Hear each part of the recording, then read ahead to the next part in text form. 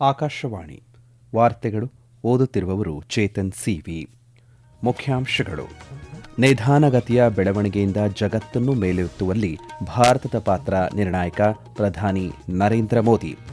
2 ದಿನಗಳ ಅಖಿಲ ಭಾರತ ಸ್ಪೀಕರ್ಗಳ ಸಮ್ಮೇಳನಕ್ಕೆ ಇಂದು ಕೇಂದ್ರ ಸಚಿವ ಅಮಿತ್ ಶಾ ಚಾಲನೆ. ಇಂದಿನಿಂದ 3 ದಿನಗಳ ಕಾಲ ಭಾರತ ಪ್ರವಾಸ ಕೈಗೊಳ್ಳಲಿರುವ ಫಿಜಿ ಪ್ರಧಾನಿ. ನಾರ್ತ್ ಈಸ್ಟ್ ಯುನೈಟೆಡ್ ಫುಟ್ಬಾಲ್ ಕ್ಲಬ್ಗೆ ಒಲಿದ ಡುರಾಂಡ್ ಕಪ್ ಟ್ರೋಫಿ. ವಾರ್ತೆಗಳ ವಿವರ. ಸುಧಾರಣೆ, ಕಾರ್ಯಕ್ಷಮತೆ ಮತ್ತು ಪರಿವರ್ತನೆ ಎಂಬ ಮಂತ್ರದಿಂದ ಮಾರ್ಗದರ್ಶನ ಪಡೆದಂತಹ ಭಾರತವು ನಿಧಾನಗತಿಯ ಬೆಳವಣಿಗೆಯಿಂದ ಜಗತ್ತನ್ನು ಮೇಲೆತ್ತಲು ಸಹಾಯ ಮಾಡುವ ನಿರ್ಣಾಯಕ ಸ್ಥಾನದಲ್ಲಿದೆ ಎಂದು ಪ್ರಧಾನಿ ನರೇಂದ್ರ ಮೋದಿ ಹೇಳಿದ್ದಾರೆ. ನವದೆಹಲಿಯಲ್ಲಿ ನಡೆದಂತಹ ವಿಶ್ವ ನಾಯಕರ ವೇದಿಕೆಯನ್ನು ಉದ್ದೇಶಿಸಿ ಮಾತನಾಡಿದ ಅವರು, ಭಾರತ ಶೀಘ್ರದಲ್ಲೇ ವಿಶ್ವದ 3ನೇ ಅತಿದೊಡ್ಡ ಪ್ರಮುಖ ಆರ್ಥಿಕತೆಯಾಗಲಿದೆ ಮತ್ತು 2047ರ ವೇಳೆಗೆ ಅಭಿವೃದ್ಧಿ ಹೊಂದಿದ ರಾಷ್ಟ್ರವಾಗುವ ಹಾದಿಯಲ್ಲಿದೆ ಎಂದು ಹೇಳಿದ್ದಾರೆ. कह रहे हैं कि दुनिया की ग्रोथ में भारत का कंट्रीब्यूशन बहुत जल्द करीब 20% होने जा रहा है. ये ग्रोथ, ये रेजिलियंस जो हम भारत की इकोनॉमी में देख रहे हैं, इसके पीछे बीते 1 दशक में भारत में आई मैक्रो इकोनॉमिक स्टेबिलिटी है. ಕಾನೂನನ್ನು ಸರಳಗೊಳಿಸುವ ಮುಂದಿನ ಪೀಳಿಗೆಯ ಜಿಎಸ್ಟಿ ಸುಧಾರಣಾ ಪ್ರಕ್ರಿಯೆಯನ್ನು ದೀಪಾವಳಿಗೆ ಮುಂಚಿತವಾಗಿ ಪೂರ್ಣಗೊಳಿಸಲಾಗುವುದು ಮತ್ತು ಬೆಲೆಗಳನ್ನು ಕಡಿಮೆ ಮಾಡಲಾಗುವುದು ಎಂದು ಪ್ರಧಾನಿ ನರೇಂದ್ರ ಮೋದಿ ಅವರು ಹೇಳಿದ್ದಾರೆ. ಶುದ್ಧ ಇಂಧನ, ಕ್ವಾಂಟಮ್ ತಂತ್ರಜ್ಞಾನ, ಬ್ಯಾಟರಿ ಸಂಗ್ರಹಣೆ, ಸುಧಾರಿತ ವಸ್ತುಗಳು ಮತ್ತು ಜೈವಿಕ ತಂತ್ರಜ್ಞಾನದಂತಹ ಕ್ಷೇತ್ರಗಳಲ್ಲಿ ಸಂಶೋಧನೆ ಮತ್ತು ಅಭಿವೃದ್ಧಿಯಲ್ಲಿ ಹೂಡಿಕೆಯನ್ನು ಹೆಚ್ಚಿಸುವಂತೆ ಖಾಸಗಿ ವಲಯಕ್ಕೆ ಪ್ರಧಾನಿ ನರೇಂದ್ರ ಮೋದಿ ಅವರು ಕರೆ ನೀಡಿದ್ದಾರೆ. ಇದು ಅಭಿವೃದ್ಧಿ ಹೊಂದಿದ ಭಾರತದ ಸಂಕಲ್ಪವನ್ನು ಬಲಪಡಿಸುತ್ತದೆ.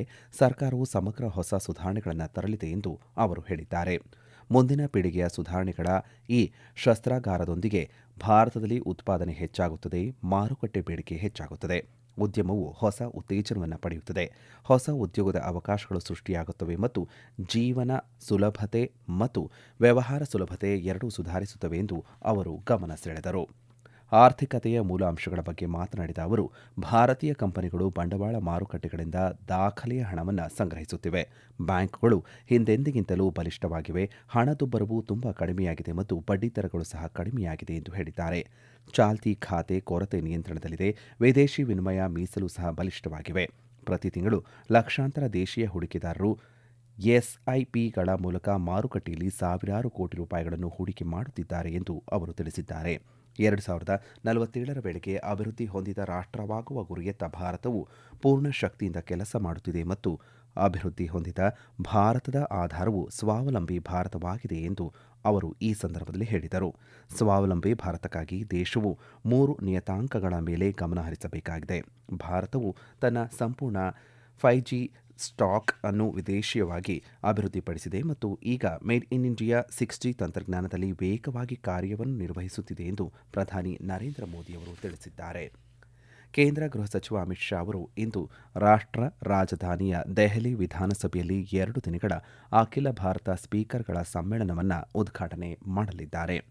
ದೇಶದಲ್ಲಿ ಮೊದಲ ಚುನಾಯಿತ ಸ್ಪೀಕರ್ ಆಗಿ ವಿಠಲಭಾಯಿ ಪಟೇಲ್ ಕೇಂದ್ರ ವಿಧಾನಸಭೆಯ ಸ್ಪೀಕರ್ ಆಗಿ ಅಧಿಕಾರ ವಹಿಸಿಕೊಂಡ ಶತಮಾನೋತ್ಸವದ ಸ್ಮರಣಾರ್ಥ ಈ ಸಮ್ಮೇಳನವನ್ನು ಆಯೋಜನೆ ಮಾಡಲಾಗುತ್ತಿದೆ.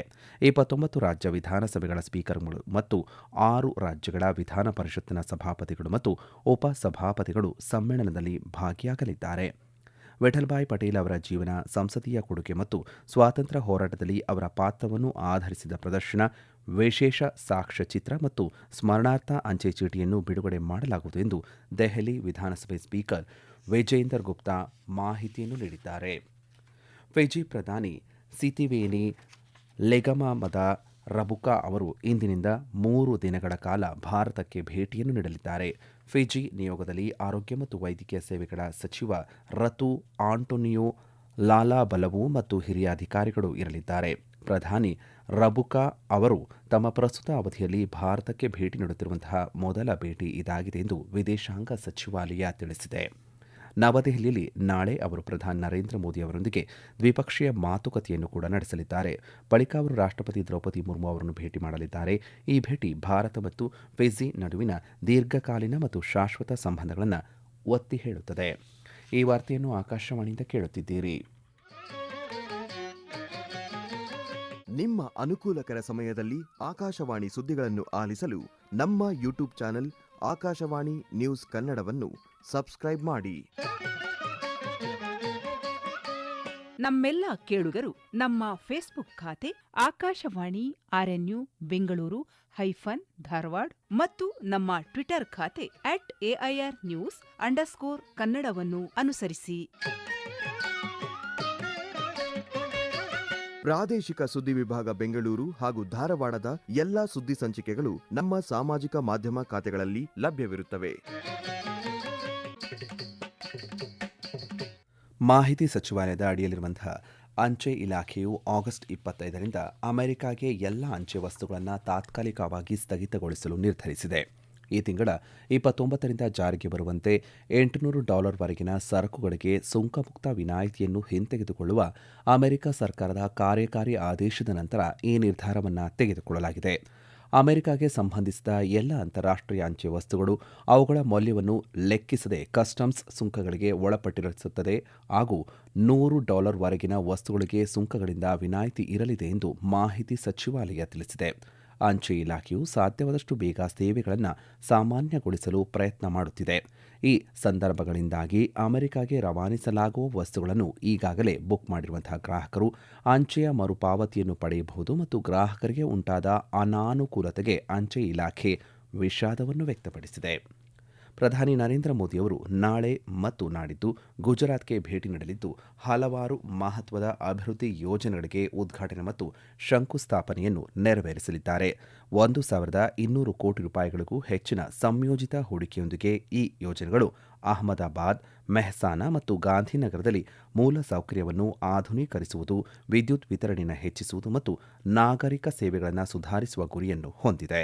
ತಮ್ಮ ಭೇಟಿಯ ಸಮಯದಲ್ಲಿ ಪ್ರಧಾನಿಯವರು ಅಹಮದಾಬಾದ್, ಮೆಹಸಾನಾ ಮತ್ತು ಗಾಂಧಿನಗರ ಜಿಲ್ಲೆಗಳಲ್ಲಿ ಉತ್ತರ ಗುಜರಾತ್ ವಿಟ್ಜ್ ಕಂಪನಿ ಲಿಮಿಟೆಡ್ ಮತ್ತು ಗುಜರಾತ್ ಎನರ್ಜಿ ಟ್ರಾನ್ಸ್ಮಿಷನ್ ಕಾರ್ಪೊರೇಷನ್ ಲಿಮಿಟೆಡ್ನ 5 ಪ್ರಮುಖ ವಿದ್ಯುತ್ ವಿತರಣಾ ಯೋಜನೆಗಳನ್ನು ಉದ್ಘಾಟನೆ ಮಾಡಲಿದ್ದಾರೆ.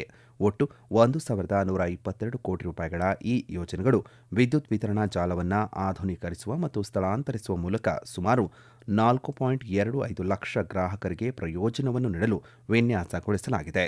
ಇದರಿಂದಾಗಿ ಸುರಕ್ಷತೆ, ವಿಶ್ವಾಸಾರ್ಹತೆ ಮತ್ತು ದಕ್ಷತೆಯನ್ನು ಸುಧಾರಣೆ ಮಾಡುವ ನಿಟ್ಟಿನಲ್ಲಿ ಕಾರ್ಯಪ್ರವೃತ್ತಿಯನ್ನು ಮಾಡಲಾಗುತ್ತದೆ. ಇದೇ ವೇಳೆ ಪ್ರಧಾನಿ ನರೇಂದ್ರ ಮೋದಿಯವರು 96 ಕೋಟಿ ರೂಪಾಯಿ ಮೌಲ್ಯದ 2 ಅತ್ಯಾಧುನಿಕ ಕಂದಾಯ ಇಲಾಖೆಯ ಕಟ್ಟಡಗಳಿಗೆ ಅಡಿಪಾಯವನ್ನು ಹಾಕಲಿದ್ದಾರೆ. North East United football club Durand Cup ಟ್ರೋಫಿಯನ್ನು ತನ್ನಲ್ಲೇ ಉಳಿಸಿಕೊಂಡಿದೆ. ಕೋಲ್ಕತ್ತಾದ ಯುವ ಭಾರತಿ ಕ್ರೀಡಾಂಗಣದಲ್ಲಿ ನಿನ್ನೆ ನಡೆದಂತಹ ಫೈನಲ್ ಪಂದ್ಯದಲ್ಲಿ ಡೈಮಂಡ್ ಹಾರ್ಬರ್ ಫುಟ್ಬಾಲ್ ಕ್ಲಬ್ ವಿರುದ್ಧ 6-1 ಅಂತರದಿಂದ north East United football club ಭರ್ಜರಿ ಜಯವನ್ನು ದಾಖಲಿಸಿದೆ. ಜಮ್ಮು ಮತ್ತು ಕಾಶ್ಮೀರದ ದಾಲ್ ಸರೋವರದಲ್ಲಿ ನಡೆದಂತಹ 3 ದಿನಗಳ ಖೇಲೋ ಇಂಡಿಯಾ ಜಲ ಕ್ರೀಡಾ ಉತ್ಸವ ನಿನ್ನೆ ಸಂಜೆ ಮುಕ್ತಾಯವನ್ನು ಕಂಡಿದೆ. ಶ್ರೀನಗರದಲ್ಲಿ ನಡೆದ ಮೊದಲ ಖೇಲೋ ಇಂಡಿಯಾ ಜಲ ಕ್ರೀಡಾ ಉತ್ಸವದಲ್ಲಿ ಮಧ್ಯಪ್ರದೇಶದ 10 ಚಿನ್ನದ ಪದಕಗಳನ್ನು ಸೇರಿದಂತೆ 18 ಪದಕಗಳನ್ನು ಗೆಲ್ಲುವ ಮೂಲಕ ಅಗ್ರಸ್ಥಾನವನ್ನು ಗಳಿಸಿತು ಮತ್ತು ತಂಡ ಚಾಂಪಿಯನ್ಶಿಪ್ ಗೆದ್ದು ಪದಕ ಪಟ್ಟಿಯಲ್ಲಿ ಅಗ್ರಸ್ಥಾನವನ್ನು ಗಳಿಸಿತು. ಇದರಲ್ಲಿ 3 ಬೆಳ್ಳಿ ಮತ್ತು 5 ಕಂಚಿನ ಪದಕಗಳು ಕೂಡ ಸೇರಿವೆ.